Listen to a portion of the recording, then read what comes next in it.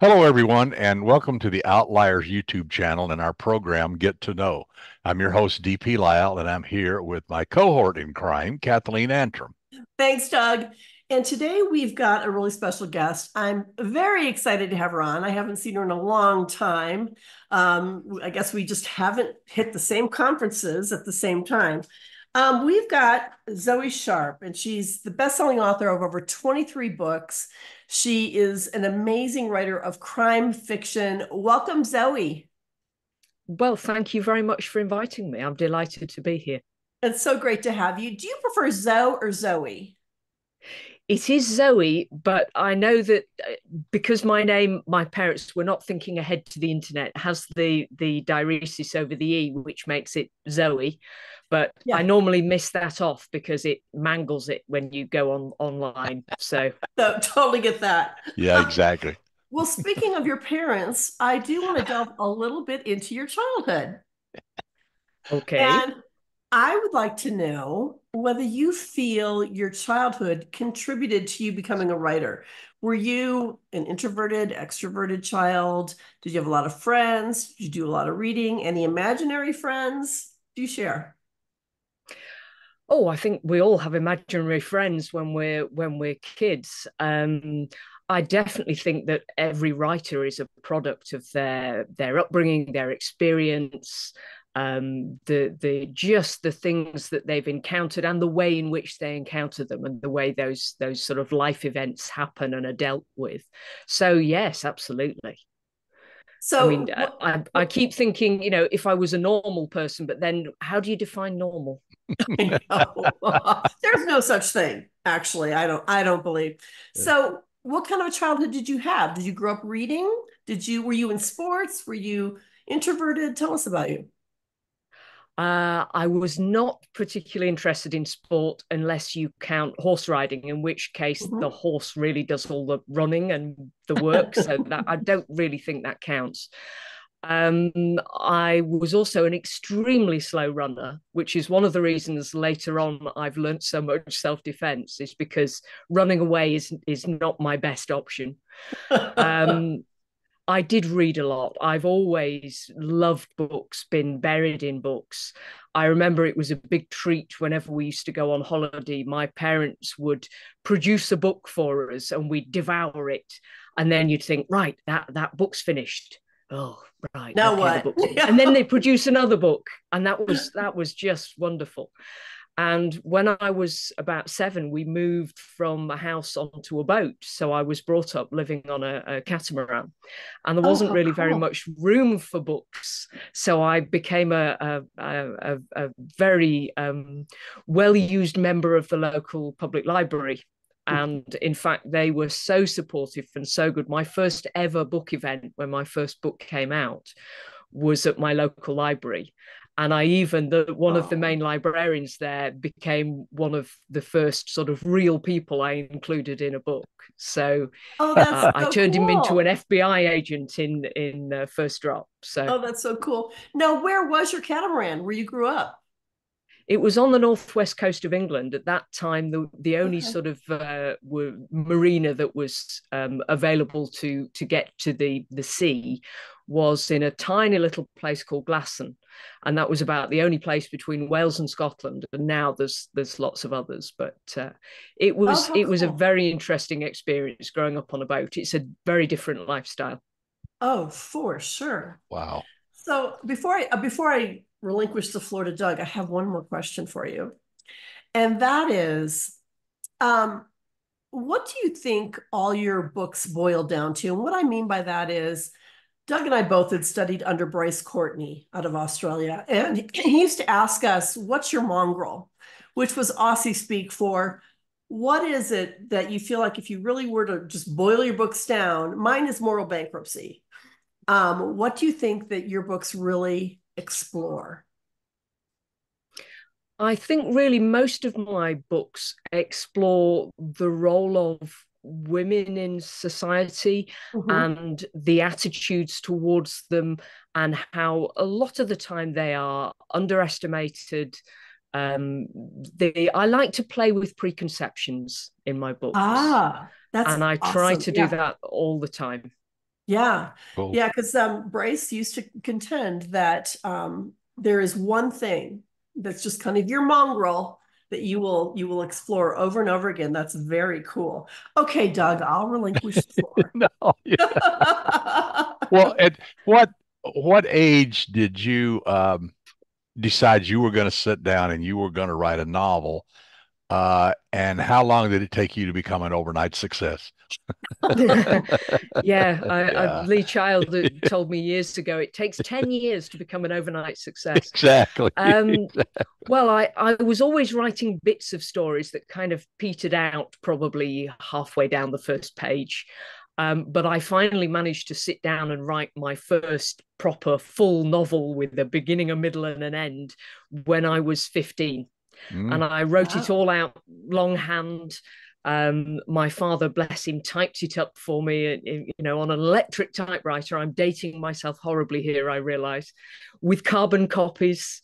And it went out and did the rounds of publishers and received what's known in the trade as rave rejections. Yeah. So they all said, this is great, but we don't actually want to publish it. Wow, That's how it 15. So works, isn't it?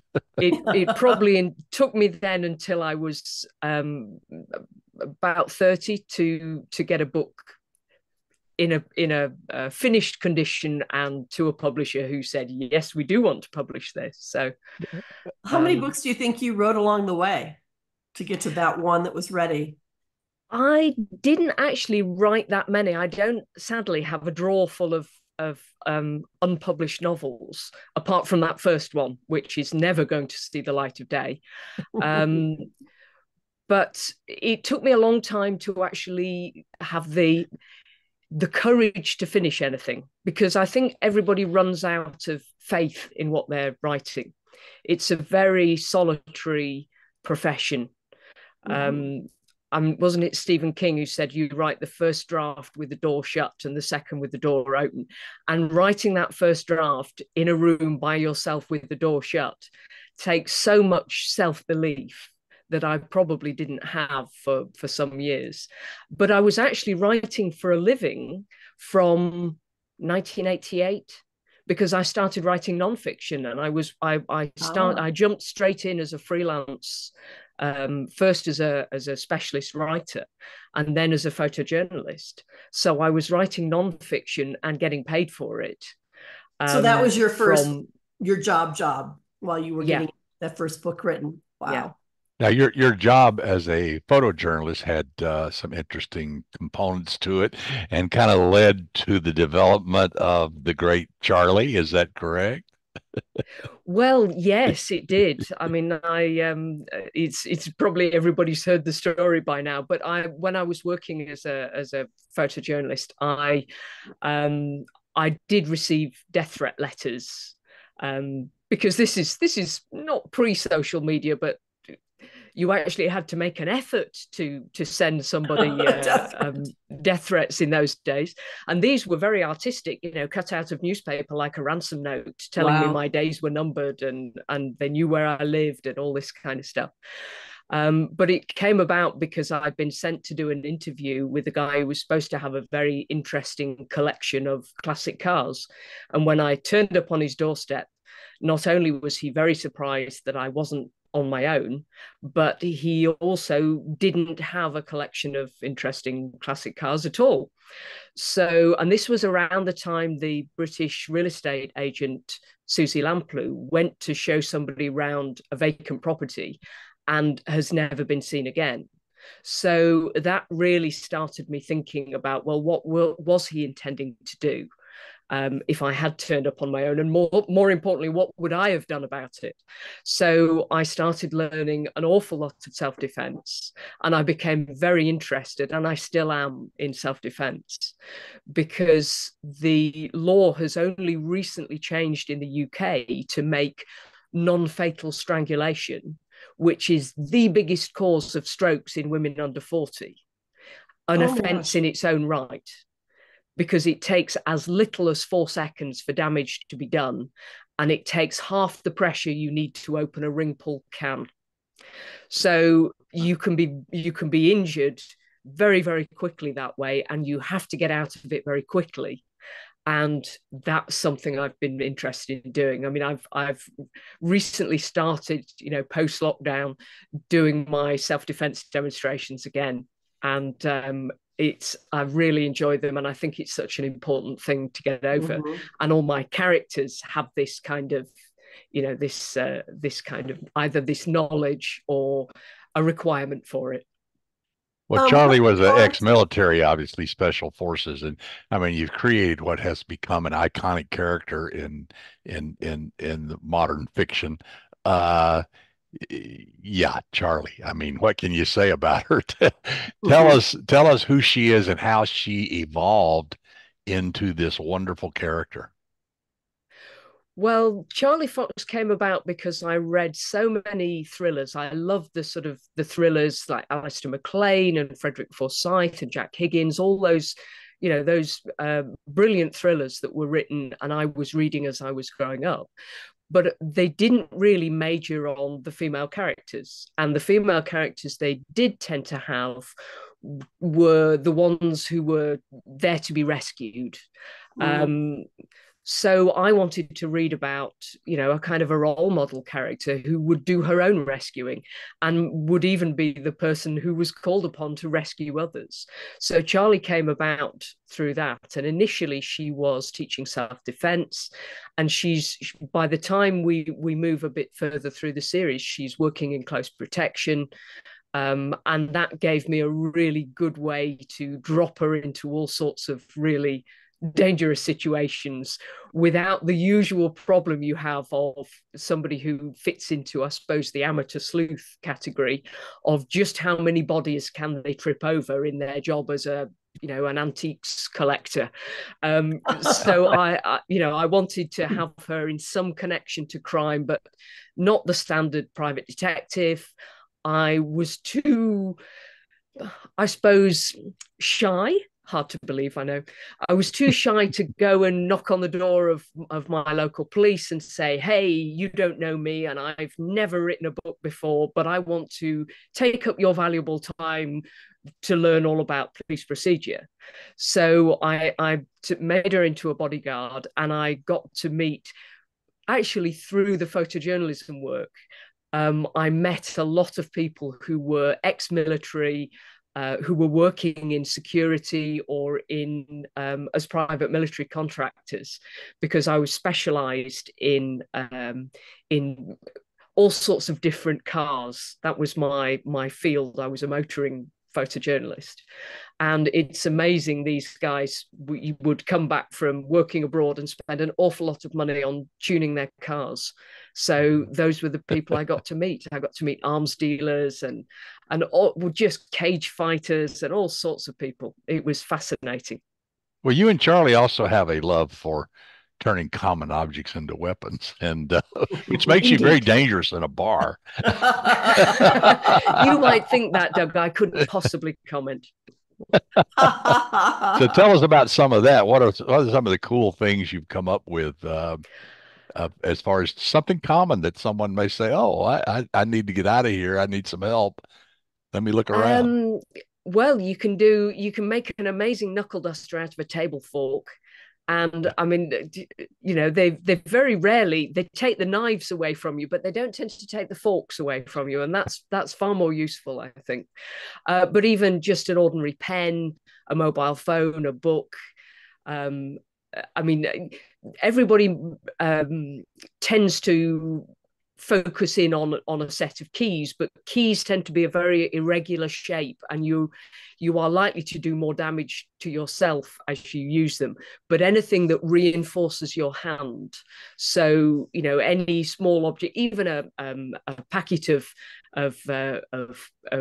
candy, a packet of mints or something in the middle of your hand will reinforce your hand. So that makes it far more effective and less likely that you're going to break your fingers. But I would avoid hitting anybody with a hand. I mean, elbows and forearms and all this thing, far better for that. Yes, those force multipliers and the ever ready pen or pencil of the writer. Yeah.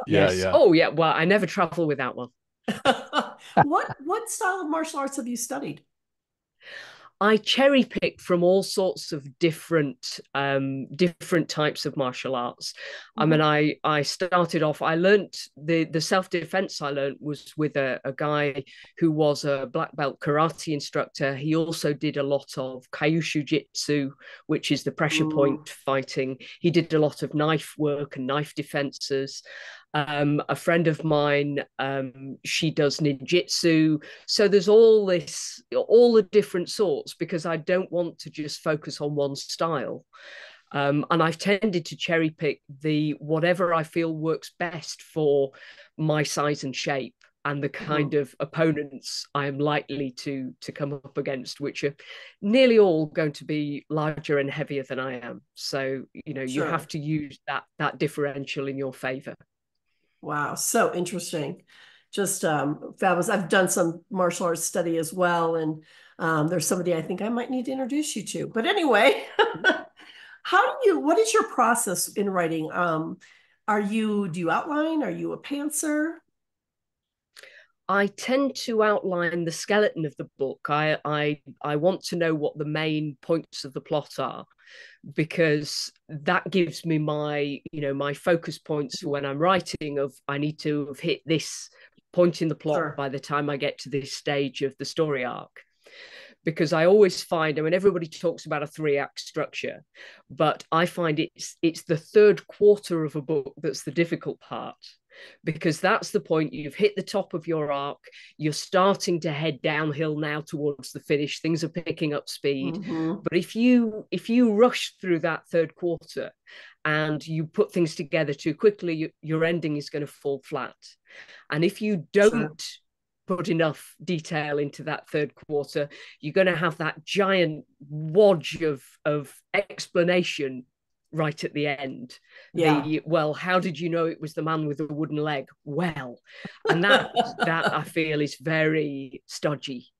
So I do my skeleton outline. I try not to plan the reactions of the characters when they reach those points in the story, because by then the characters, in theory, we control these people, but in fact they control us. And if I'm on a section of the book and it just won't go, I know it's because I'm trying to push that character into doing something that's wrong for them, and I need to just back up a little and look at a different route.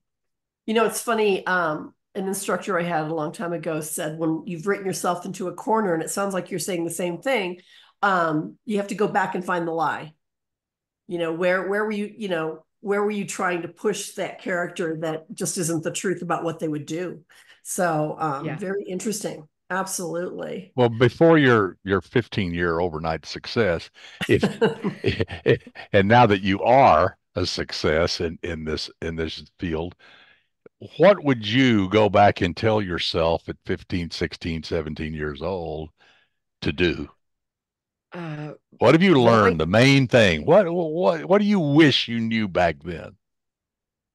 In some ways, I wish I'd known that Charlie was going to go on for as long, as many books. I'm up to 13 books in that series and a prequel and a short story collection.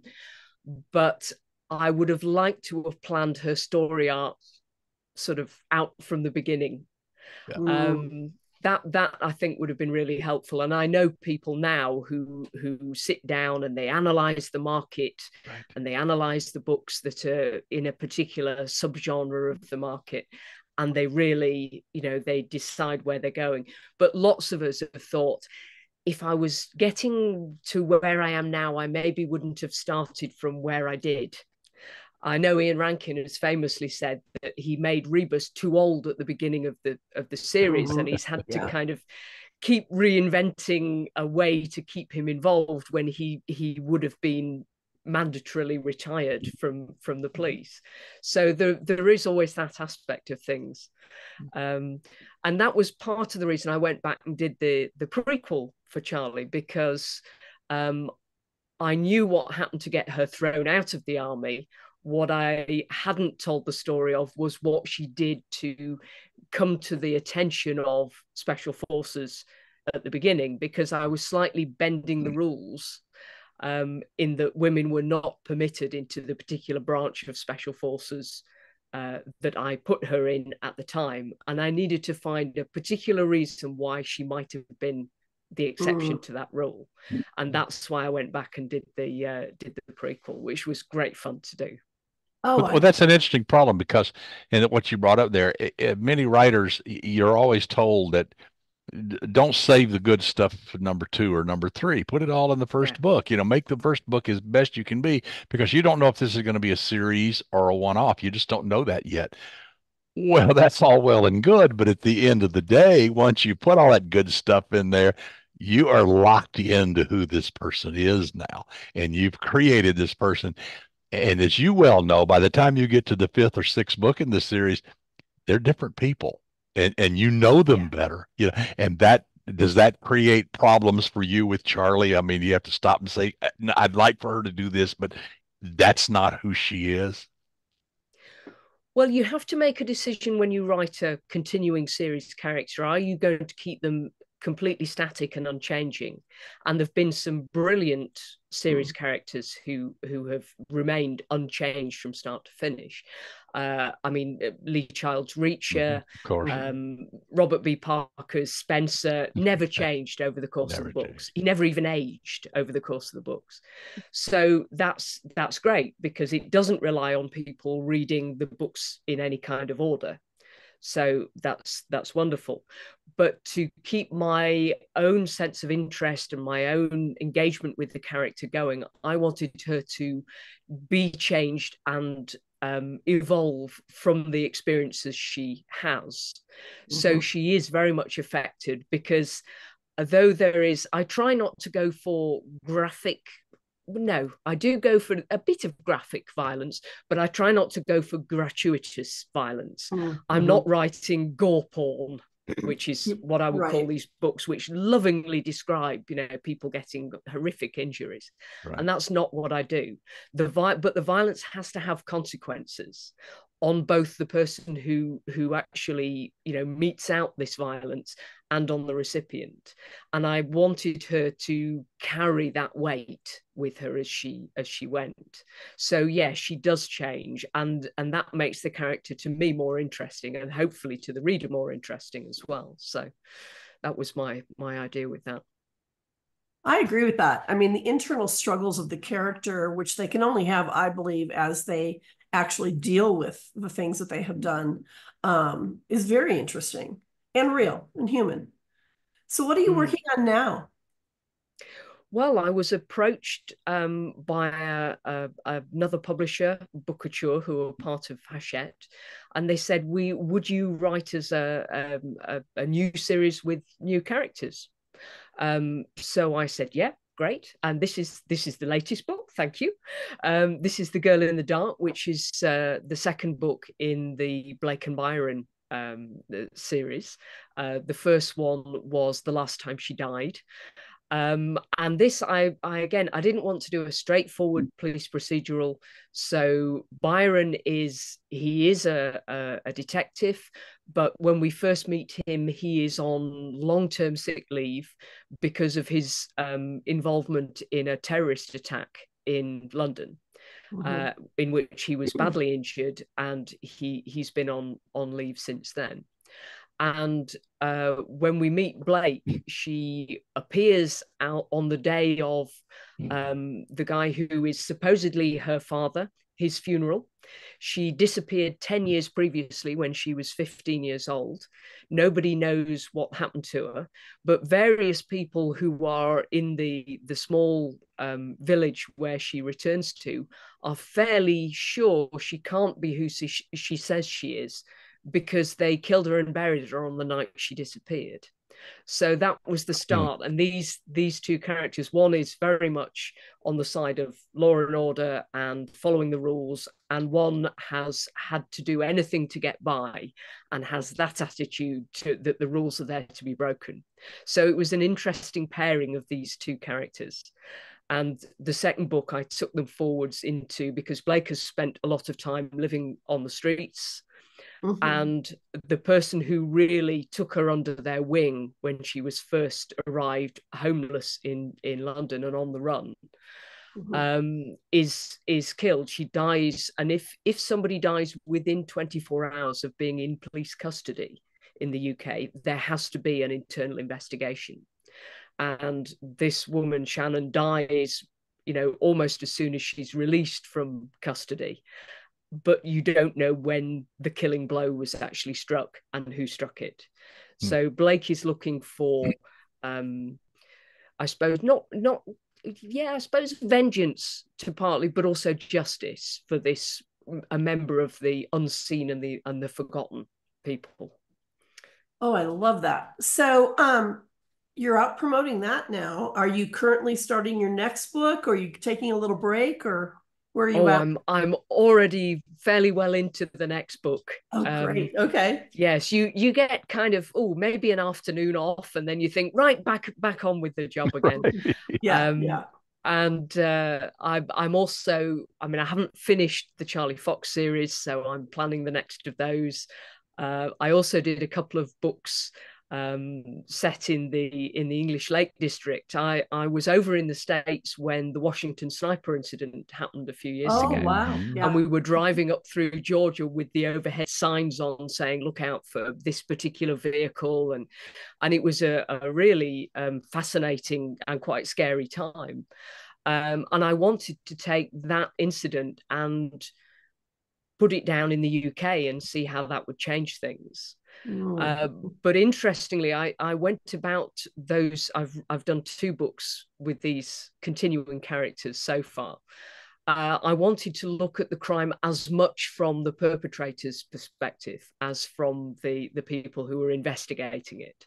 So you are inside the head of the sniper almost immediately. You are inside the head of a disturbed teenage girl who just wants to do anything that will make her famous, and she becomes his spotter. So their relationship's very complicated. The relationship of there's a female CSI and a young detective who is an incomer to the area. This is set in the English Lakes, and is very much an outsider. So there's this disparate almost group of people, and they all end up interlocking in a very intimate kind of way, which is something I've just loved piecing together. So there's all that to go. I've got to read. Exactly. I don't write fast enough. It's a failing. Well, Zoe, it's been fabulous to have you. You are a fantastic interview. You're so prolific. Tell us where we can buy your books. Well, wherever good books are sold, hopefully.